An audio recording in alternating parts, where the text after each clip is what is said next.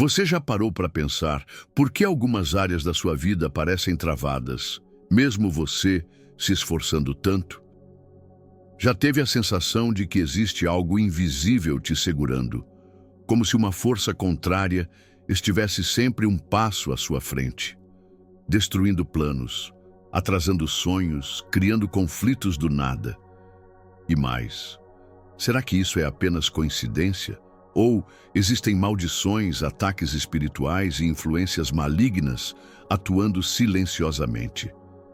Esse é um dos temas mais polêmicos dentro do meio cristão. Tem gente que diz, isso é superstição, coisa da cabeça, mas a própria Bíblia afirma o contrário. Em Efésios 6:12 está escrito: nossa luta não é contra carne ou sangue, mas contra principados e potestades, contra dominadores deste mundo tenebroso. Ou seja, há uma batalha real acontecendo e muitos preferem fingir que ela não existe. E aqui vai uma pergunta que talvez te incomode. E se o que você tem chamado de azar for, na verdade, uma maldição agindo em áreas da sua vida? Porque a verdade é que a Bíblia fala claramente sobre isso. Em Provérbios 26:2 está escrito: a maldição sem causa não encontra repouso. Se não encontra repouso, é porque existe. É porque opera. É porque existe um mundo espiritual que influencia o natural. Mas aí surge a grande polêmica. Será que um cristão pode ser atingido por uma maldição? Muitos vão dizer que não. Mas então, eu te pergunto, por que tanta gente que serve a Deus vive repetindo ciclos de destruição? Por que famílias inteiras lutam com os mesmos problemas por gerações? Por que pessoas com talentos incríveis continuam presas no mesmo padrão de fracasso? A verdade é que existem portas espirituais que podem ser abertas, algumas por nós, outras pelos nossos antepassados, e que dão legalidade para o inimigo atuar. E enquanto essas portas não forem fechadas, oração nenhuma parece funcionar, esforço nenhum parece suficiente, paz nenhuma se mantém. Mas hoje nós vamos falar sobre algo poderoso. Como romper maldições, como fechar portas espirituais, como quebrar ciclos repetitivos e, principalmente, como se proteger espiritualmente para nunca mais viver vulnerável aos ataques do inimigo. E eu te faço mais uma pergunta para te acompanhar até o final dessa série. Será que você está realmente protegido ou apenas acha que está? Se prepara, porque a partir daqui, muita coisa na sua vida vai começar a fazer sentido.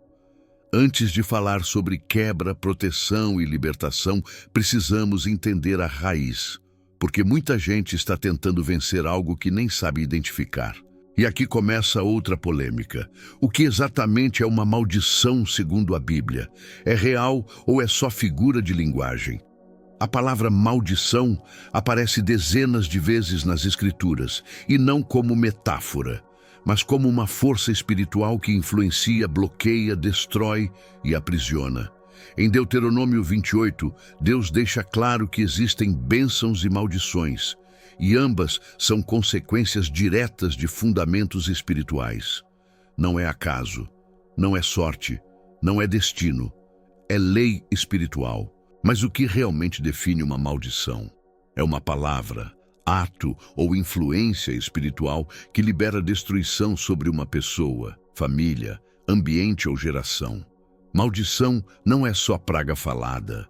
Maldição é também consequência espiritual liberada por alianças, atitudes, pecados não confessados, pactos, ambientes e até palavras familiares repetidas por anos. E aqui entra a pergunta que incomoda muita gente.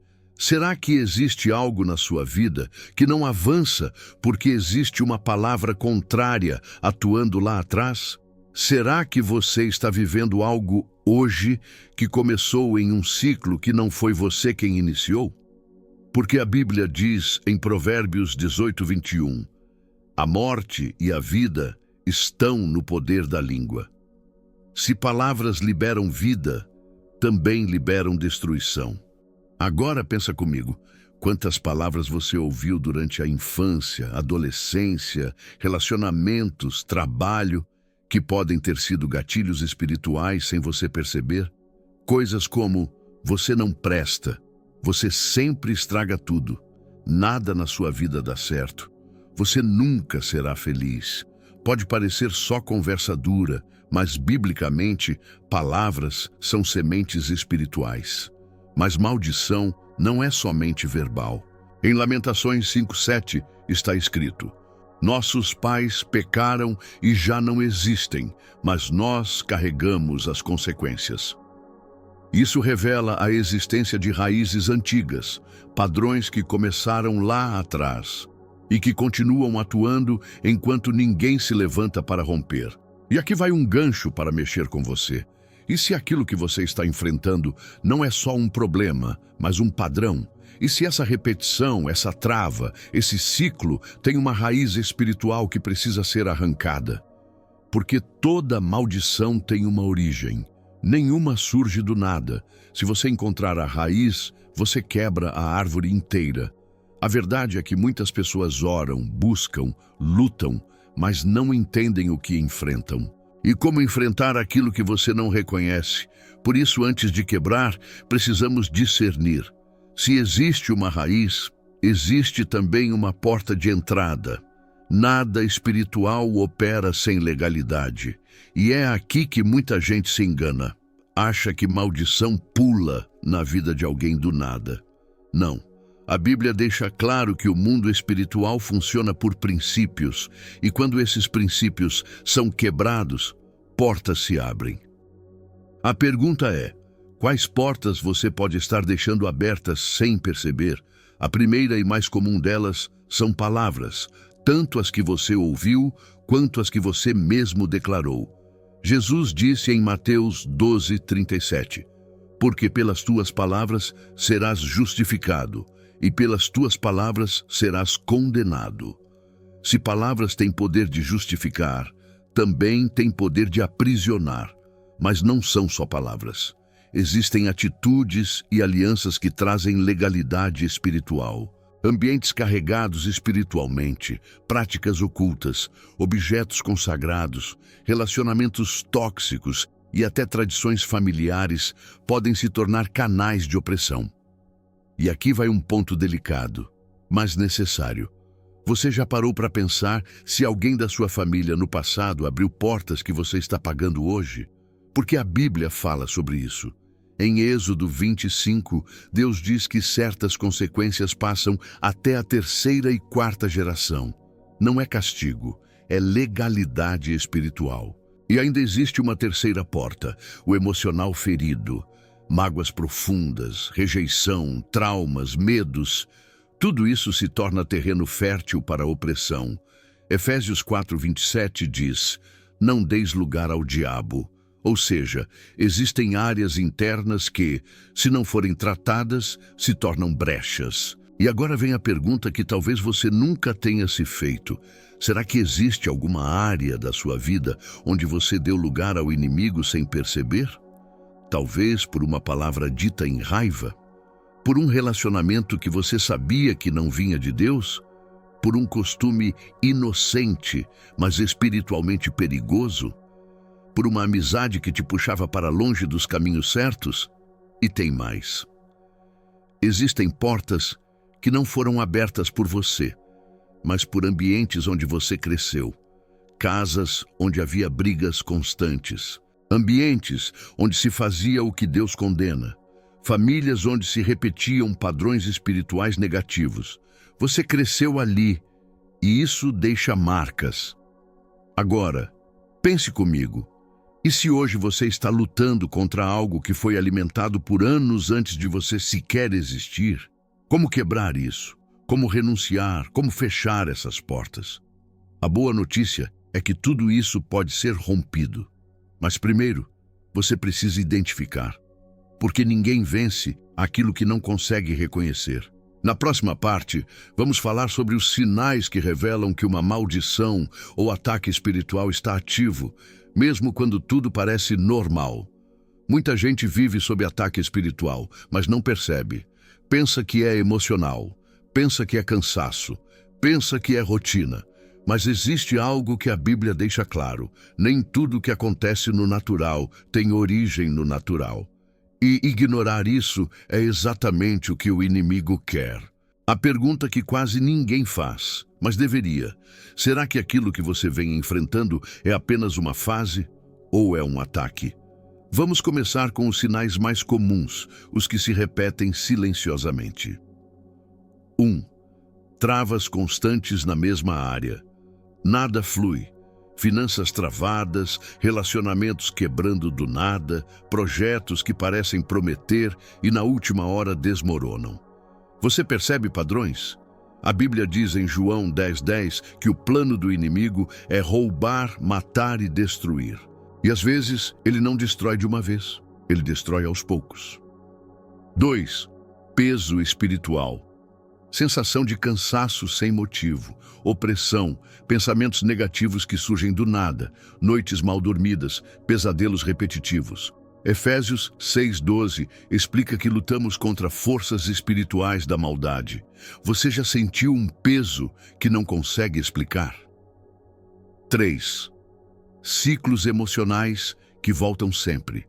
Você tenta mudar, tenta avançar, mas volta para os mesmos medos, as mesmas feridas, os mesmos pensamentos. Isso é espiritual? Pode ser, principalmente se o padrão se repete há anos. 4. Conflitos repentinos. Brigas que surgem do nada, desentendimentos sem motivo, rupturas que parecem orquestradas. Já percebeu como às vezes tudo parece conspirar contra a paz da sua casa? 5. Ataques em momentos decisivos. Repare, sempre que você está prestes a viver algo importante, acontece algo que tenta te derrubar. Por quê? Porque ataques espirituais têm estratégia. Eles miram exatamente onde vai te enfraquecer. 6. Pessoas enviadas para te desestabilizar. Sim, isso também acontece. Pessoas usadas para provocar, humilhar, frustrar, atrasar. É coincidência ou é tática? E a pergunta que precisa te acompanhar agora: qual desses sinais você tem vivido recentemente? 1, 2 ou vários? A Bíblia nos alerta sobre discernimento espiritual. Em 1 Pedro 5:8 está escrito: o diabo, vosso adversário, anda ao redor, rugindo como leão, buscando a quem possa tragar. Ele não ataca por atacar. Ele observa, procura brechas, usa pessoas, situações e fragilidades. Outro ponto importante: se os sinais vêm em sequência, não é acaso, é padrão. E se é padrão, é espiritual. Talvez você nunca tenha olhado para a sua vida dessa forma, mas hoje Deus está abrindo seus olhos. Porque só rompe quem reconhece, só vence quem discerne. E agora que você já sabe identificar os sinais, na próxima parte vamos falar sobre algo ainda mais profundo: o poder oculto das palavras e como elas podem amaldiçoar ou libertar destinos. Se existe uma arma espiritual que quase ninguém leva a sério, mas que a Bíblia deixa escancarada, é o poder das palavras. E talvez essa seja a porta mais comum e mais ignorada de maldições na vida das pessoas. A pergunta é: você tem ideia do impacto espiritual que as palavras carregam? A Bíblia diz, em Provérbios 18:21, a morte e a vida estão no poder da língua. Repare, morte e vida. Não é figurado, não é poético, é espiritual. Ou seja, toda vez que alguém fala sobre você, ou você mesmo fala sobre si, há uma energia espiritual, uma força, um decreto sendo liberado. E aqui vai uma reflexão desconfortável. Quais palavras você tem carregado dentro de você desde a infância? Palavras moldam crenças, e crenças moldam destinos. Quantas vezes você ouviu: você não presta, você nunca vai mudar, ninguém te aguenta, você nasceu para sofrer, você dá trabalho, você é problema, você nunca será nada. Essas frases que parecem comuns se tornam legalidade espiritual quando aceitas. Jesus disse em Mateus 12:34, A boca fala do que está cheio o coração. Mas ele também deixou claro que seremos julgados por toda palavra inútil que sair da nossa boca. Agora pense comigo. Quantas palavras você liberou contra você mesmo sem perceber? Eu não consigo. Eu sou burro. Eu sou azarado. Minha vida não vai para frente. Eu não mereço felicidade. Eu nunca vou prosperar. Cada uma dessas palavras se torna uma profecia negativa, um decreto espiritual contra o seu próprio destino. Mas existe algo ainda mais sério. As palavras liberadas por pessoas de autoridade, pai, mãe, líderes, companheiros. Essas têm ainda mais peso espiritual. Sabe aquela frase que você ouviu quando era criança e que marcou você até hoje? Pois é, talvez ela não tenha ficado só na mente. Talvez ela tenha entrado no espírito. E aqui vem o gancho que pode mudar tudo. E se parte da sua luta atual for consequência de palavras liberadas há anos sobre você? Palavras que você nunca cancelou, nunca quebrou, nunca rejeitou, apenas aceitou. E elas criaram raízes. A boa notícia é que Jesus veio para desfazer obras malignas. 1 João 3:8. E isso inclui palavras destrutivas. Mas antes de quebrar, você precisa reconhecer algo. Toda palavra tem poder. E toda palavra gera frutos. O que você está colhendo hoje pode ser fruto de sementes que você não percebeu que plantou.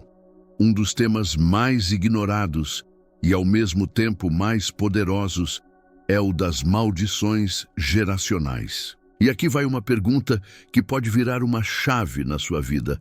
Será que o que você está enfrentando hoje não começou na sua geração?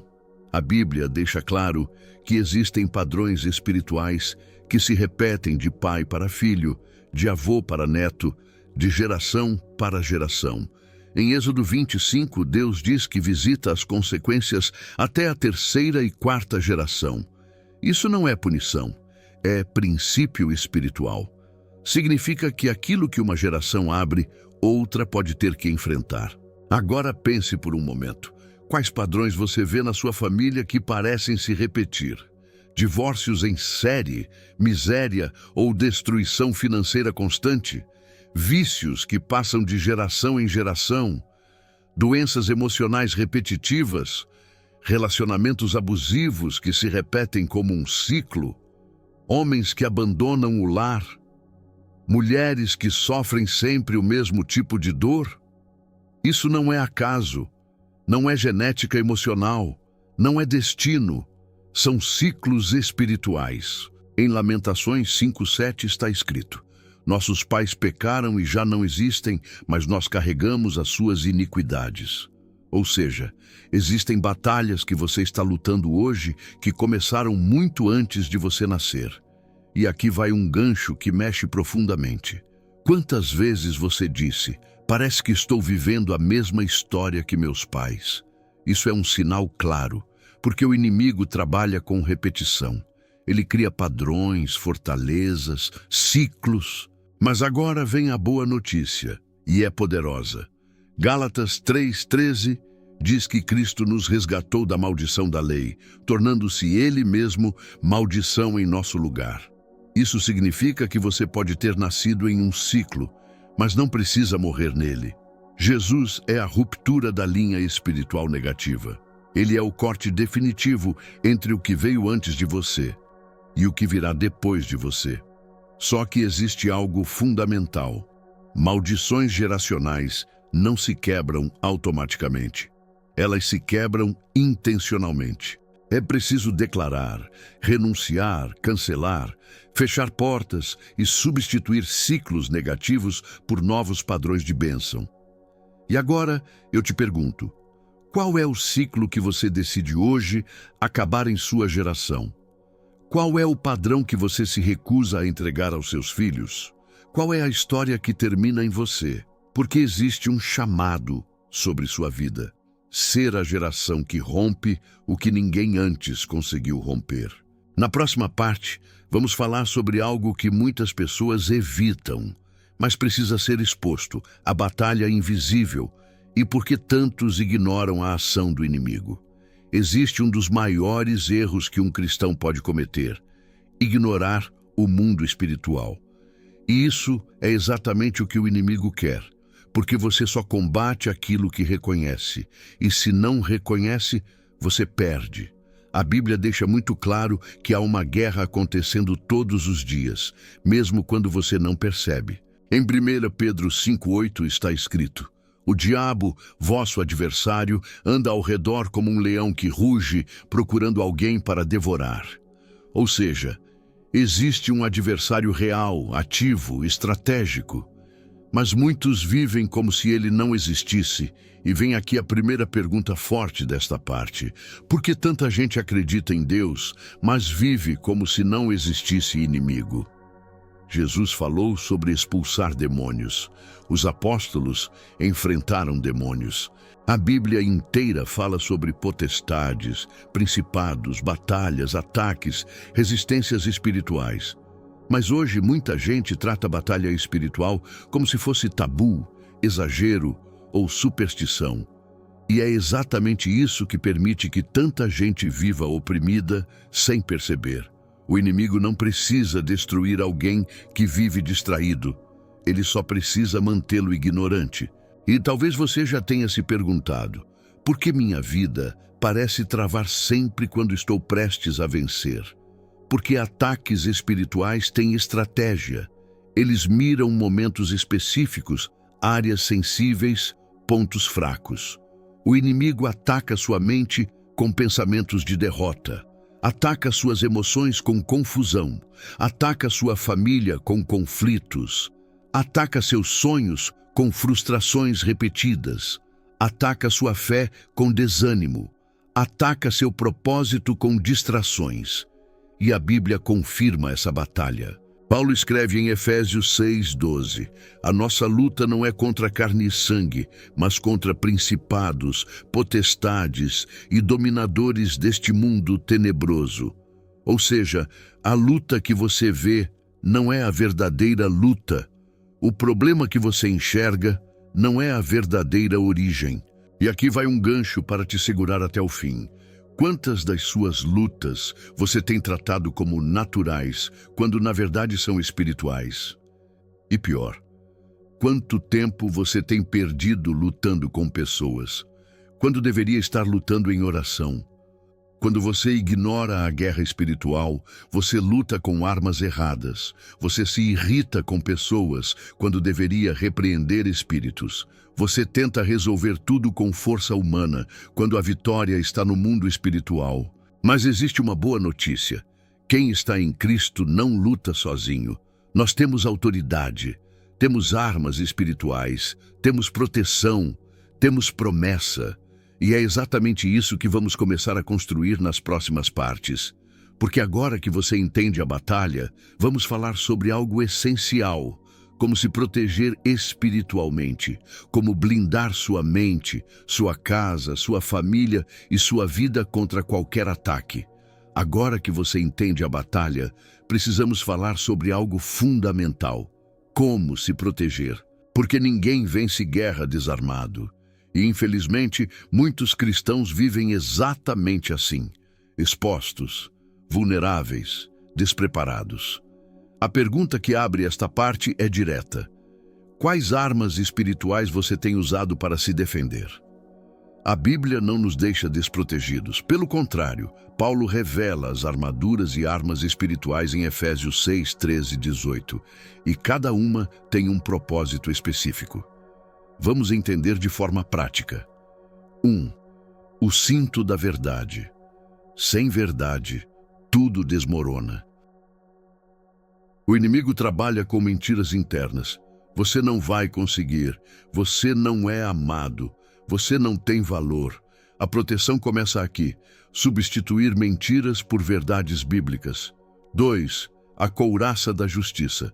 Significa viver alinhado com Deus. Vida torta, brecha aberta; vida alinhada, proteção ativada. Quando você decide obedecer, você fortalece seu espírito. 3. O calçado do Evangelho da Paz. Já percebeu como, em dias de ataque espiritual, A primeira coisa que some é a paz? A paz é a arma. A paz é escudo. A paz é proteção. Sem paz você decide mal, fala mal, reage mal e abre brechas. 4. O escudo da fé.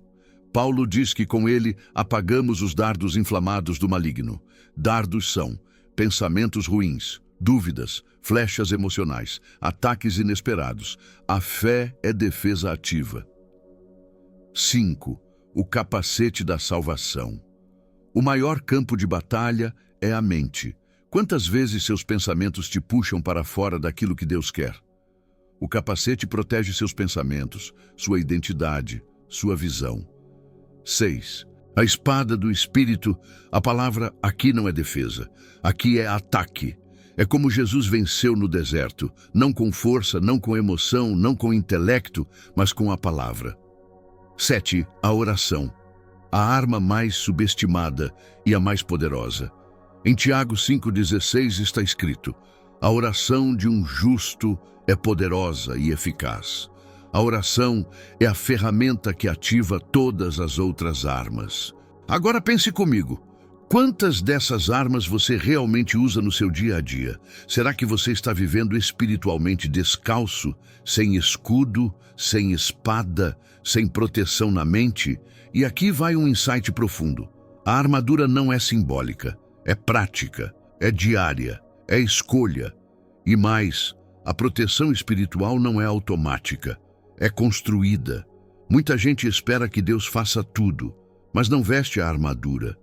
E como guerrear sem armas? A partir da próxima parte, nós vamos do entendimento para a prática. Como romper maldições na vida real, passo a passo, biblicamente, de forma segura e poderosa. Maldições podem ser herdadas? Existem realmente influências espirituais que passam de geração para geração. Muita gente diz que isso é superstição. Outros afirmam que é absolutamente real. Mas o que a Bíblia diz? Êxodo 25 revela: visito a iniquidade dos pais nos filhos até a terceira e quarta geração. Esse texto sempre causa polêmica. Deus está punindo inocentes ou está mostrando que há padrões espirituais e emocionais que se repetem enquanto ninguém decide romper? Aqui vem a primeira pergunta gancho desta parte. Por que certas famílias repetem os mesmos ciclos por décadas? Pobreza, vícios, destruição emocional, traições, doenças, falências, como se fosse um roteiro escrito? Será coincidência? Ou existe algo mais profundo? A verdade é que padrões que ninguém confronta se tornam correntes que se perpetuam. Talvez você já tenha percebido isso na sua própria história. Por que eu luto com algo que meus pais também lutaram? Por que certas áreas parecem travadas na minha vida, mesmo quando eu me esforço? Por que, mesmo tentando fazer tudo certo, sinto que enfrento batalhas que não começaram em mim? Essas perguntas não são para te assustar, mas para abrir seus olhos. Porque a boa notícia é que Jesus quebrou o poder de toda maldição na cruz. E qualquer pessoa que se posiciona em Cristo pode romper ciclos antigos. Gálatas 3,13 declara: Cristo nos resgatou da maldição da lei, fazendo-se Ele próprio maldição em nosso lugar. Ou seja, se existe uma maldição, existe também um Redentor. Se existe um ciclo, existe também um corte espiritual que pode ser feito. Se existe um padrão repetido, existe também um novo começo disponível. Mas aqui vai a pergunta que prende a atenção para o restante do roteiro. Será que hoje você está lutando contra algo que não começou em você, mas pode terminar em você se você decidir romper? Nada muda até que alguém diga: na minha vida, esse ciclo acaba. E talvez essa pessoa seja você. Nesta parte entendemos o que pode vir de trás. Na próxima, vamos descobrir como identificar as portas por onde essas influências entram e como fechá-las de uma vez por todas. Esse é o ponto mais sensível e polêmico para muitas pessoas. Se existe uma maldição atuando, por onde ela entrou? Nada entra sem permissão. Nada opera sem acesso, e o que mais chama a atenção é que, na maioria das vezes, essas portas são abertas sem que a pessoa perceba. Efésios 4:27 já nos alerta: não deis lugar ao diabo. Se a Bíblia diz para não dar lugar, é porque dar lugar é possível, e é justamente nesse lugar, nessas brechas, que as maldições encontram espaço. Aqui vem a primeira pergunta, gancho dessa parte. Será que existe uma porta aberta na sua vida que você nem sabe que abriu? Porque portas podem ser abertas por escolhas, mas também podem ser abertas por feridas, palavras e até por heranças espirituais. Vamos às portas mais comuns. 1. Mágoas não tratadas. 2. Feridas são como rachaduras espirituais, e por elas passam influências que nos aprisionam. 3. Jesus disse: Pai, perdoa-lhes. 4. Perdão fecha portas, rancor abre. 5. Palavras liberadas. Palavras têm peso espiritual.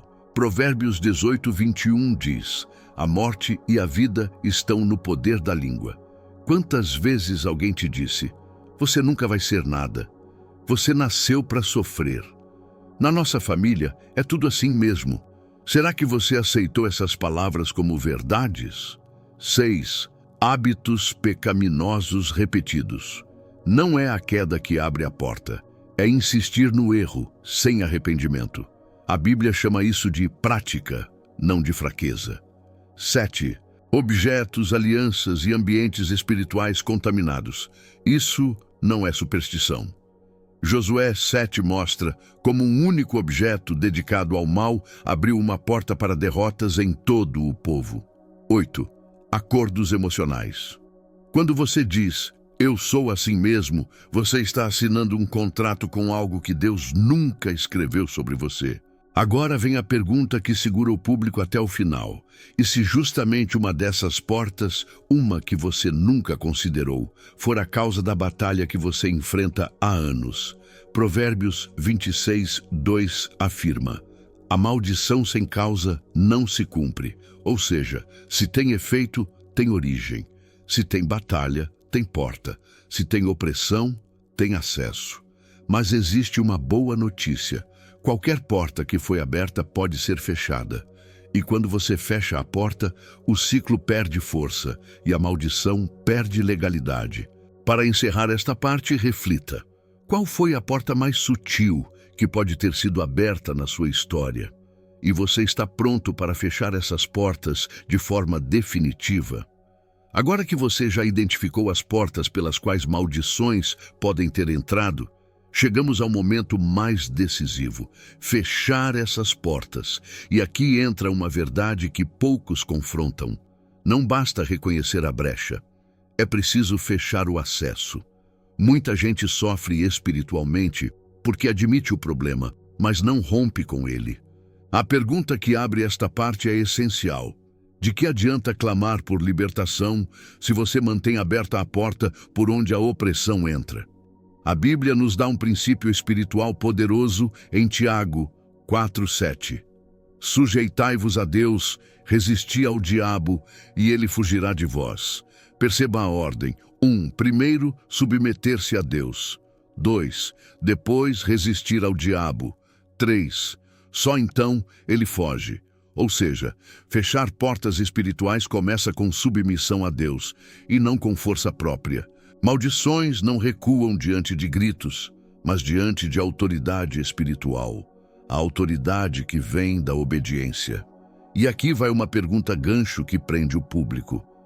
Será que você tem tentado resistir ao inimigo sem antes se alinhar com Deus? Porque brechas são mais fortes do que força de vontade. Agora, observe as 3 principais chaves para fechar portas espirituais. 1. Confissão e arrependimento verdadeiro. Não é dizer erramos, mas romper com o erro. 1 João 1:9 diz: se confessarmos os nossos pecados, Ele é fiel e justo para nos perdoar e nos purificar. Perdão limpa, confissão fecha, purificação sela. 2. Renúncia verbal. Renunciar é assinar o cancelamento do acesso. É declarar: eu renuncio a toda palavra contrária. Eu cancelo todo acordo emocional e espiritual. Eu fecho toda porta aberta. Lembre-se, o mundo espiritual responde a voz, não apenas intenção. 3. Aceitar a verdade de Deus no lugar da mentira. Toda porta aberta é sustentada por uma mentira. Você nunca vai vencer. Você é igual aos seus pais. Esse padrão sempre fará parte da sua vida. Mas Jesus disse: conhecereis a verdade e a verdade vos libertará. João 8:32. Ou seja, a verdade é a chave que tranca definitivamente a porta. Agora te faço a pergunta mais desconfortável, porém necessária. Se Deus hoje te mostrasse a porta específica que mantém o ciclo vivo, você teria coragem de fechá-la completamente, mesmo que isso exigisse deixar hábitos, pessoas ou sentimentos para trás? Porque rompimento exige decisão. E portas só se fecham quando você decide que não será mais refém do que te aprisionava. Mas antes de orarmos, existe uma verdade que quase ninguém fala. O inimigo só permanece onde tem legalidade. Se a legalidade é removida, a maldição perde força. Se a porta é fechada, o ciclo se encerra. Por isso a pergunta polêmica que abre esta parte é direta. Será que a batalha que você enfrenta não é falta de oração, mas falta de cancelar legalidades espirituais antigas? A Bíblia é clara ao revelar o princípio da autoridade espiritual. Colossenses 2:14 diz: ele cancelou o escrito de dívida que era contra nós e o removeu, cravando-o na cruz. Essa é uma das declarações mais poderosas do Novo Testamento. Cristo não apenas te perdoou, ele cancelou documentos espirituais, contratos, acusações, pactos, registros que davam acesso ao inimigo. Mas para que isso se torne real na sua vida, você precisa se posicionar. Aqui começa o momento de confronto espiritual, oração de rompimento e cancelamento de maldições. Senhor meu Deus e meu Pai, em nome de Jesus, eu entro agora na tua presença com autoridade. Eu declaro que toda porta que foi aberta na minha vida, consciente ou inconscientemente, está sendo fechada agora pelo sangue do Cordeiro. Eu renuncio a toda palavra contrária já dita contra mim. Eu renuncio a toda mentira que eu aceitei sobre quem eu sou. Eu renuncio a toda influência espiritual contrária que entrou por mágoas, pecados, sentimentos, alianças, relacionamentos ou heranças familiares. Eu declaro que toda maldição é quebrada agora. Declaro que todo ciclo é cancelado. Declaro que toda seta, toda opressão, toda repetição maligna perde legalidade agora, porque eu estou escondido em Cristo. Pelo sangue de Jesus, eu cancelo todo o acesso do inimigo. Pelo sangue de Jesus, eu rompo com toda a herança espiritual negativa. Pelo sangue de Jesus, eu declaro libertação total sobre minha mente, minha família, minhas emoções e meu futuro. Eu tomo posse da verdade. Se o Filho vos libertar, verdadeiramente sereis livres. Eu recebo essa liberdade agora, em nome de Jesus. Amém. Agora, uma última pergunta para fechar esta parte com impacto. Como seria a sua vida se você realmente acreditasse que, a partir de hoje, toda maldição foi quebrada? Essa reflexão abre caminho para a parte 13, onde falaremos sobre blindagem espiritual e proteção contínua. Depois de romper maldições e fechar portas espirituais, existe um princípio bíblico que muitos ignoram e por isso acabam vivenciando recaídas espirituais. Se você não se proteger, aquilo que saiu tenta voltar.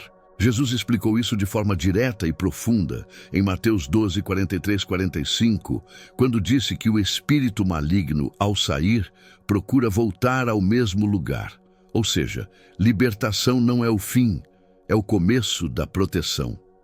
E aqui vai a pergunta polêmica que abre esta parte. Será que muitas pessoas não vivem ciclos de ataque porque se libertam, mas não se blindam? A verdade é que o mundo espiritual respeita territórios ocupados. Uma vida cheia da presença de Deus é uma vida onde nenhuma influência contrária tem espaço. Agora, observe os 3 pilares da blindagem espiritual. 1. Permanecer cheio da palavra. A palavra não é apenas ensinamento, é proteção. Efésios 6,17 chama a palavra de espada do Espírito. A pergunta aqui é: como vencer batalhas espirituais se você entra nelas desarmado? A cada vez que você abre a Bíblia, você fortalece muros espirituais que o inimigo não consegue atravessar. 2. Vida de oração constante. 1 Tessalonicenses 5,17 diz: orai sem cessar. Orar sem cessar não é estar o dia inteiro de joelhos, é estar o dia inteiro conectado, é ter a mente em Deus, o coração alinhado e o espírito sensível. Porque a pergunta é: como o inimigo terá espaço se Deus ocupa o ambiente inteiro? 3. Santidade e separação.